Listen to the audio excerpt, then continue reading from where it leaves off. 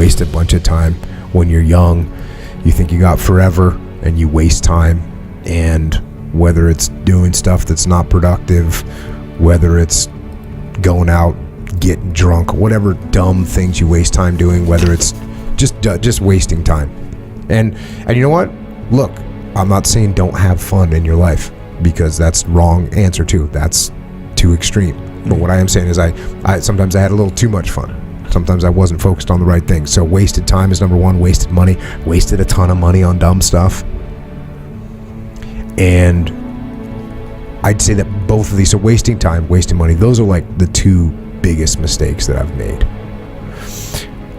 But I would say the root of those mistakes is that I didn't do a good job of connecting the future to the present. A lot of us, we waste our time, we waste our money, and we don't connect what we're doing right now with what's going to happen in the future. And that is not a good policy to have. What we want to do, and what I try and instill with kids, with my kids, with kids that I talk about on the podcast, is I want to connect what decisions are being made right now with decisions that with the end state that you end up with in your future. So if you take advantage of your time, you're going to be in a much better place. If you save your money, you're going to be in a much better place. If you invest your money properly, you're going to be in a much better place. If you train and you treat people, if you train hard, you're going to be in a much better place. If you treat people respectfully and you build relationships, you're going to be in a much better place. If you do the opposite of those things, you're going to be in a worse place. If you treat people like dirt, it'll come back to bite you. If you waste your money, you won't have it. If you waste your time, you'll run out. So I think the biggest mistake really for me was that I failed to connect the present to the future. Yeah, so what you do today is directly correlated to where you'll end up in the future. That is in Echo's favorite sort of thread of this entire podcast. Yes, sir. Is playing the long war. And it took me too long to start fighting the long war. That's what I'll say. That will say the biggest mistakes from my early life.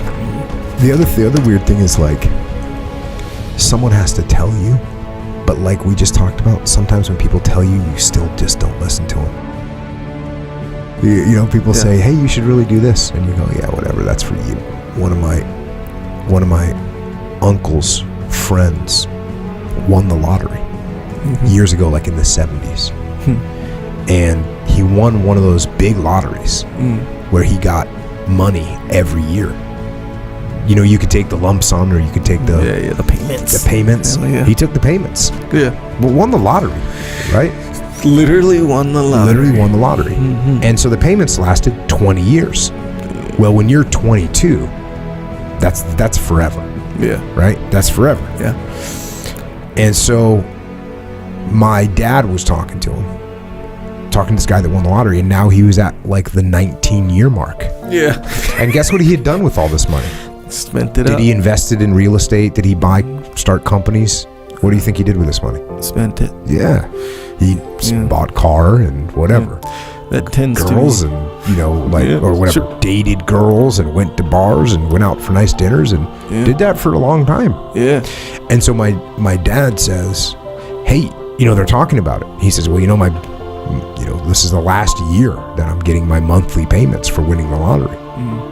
And my dad says, what are you gonna do when the payments aren't coming in anymore? And he says, I'm gonna win again.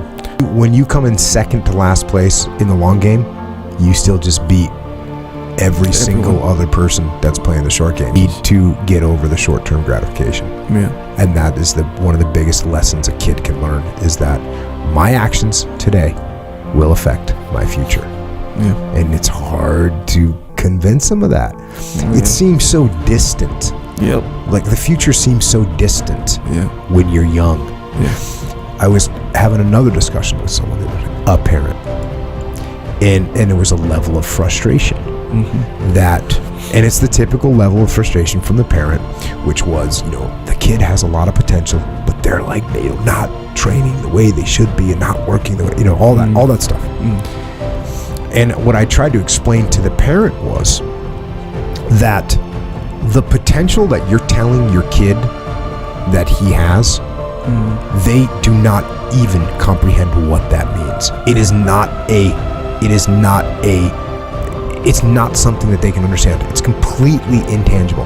Like, even when you say, oh, if you keep practicing this, you could be the champion. You try and give them some short-term rewards that lead them in the right direction, that are supportive of the long game, but they're easier mental connections for the kid. When I try and give children, especially my children or any children, compliments, I try and compliment their hard work. Yeah. As opposed to you're strong or you're smart, what I say is you really worked hard for that and look at this great result. Because what it makes them realize is that the great results come from hard work. And guess what? That is the truth. Because we all know people that were incredibly smart, incredibly strong, incredibly talented, and incredibly gifted, and they didn't do anything with any of those things because they didn't understand that they had to work hard. Even if you have all that skill, if you don't work hard, you're not going to get anywhere. Yeah. Dang, that's a good little addition. Lean towards complimenting the hard work. Yeah. And that's what you really want to see. Yeah. Let's face it. Let me ask you this. And this is a tough question.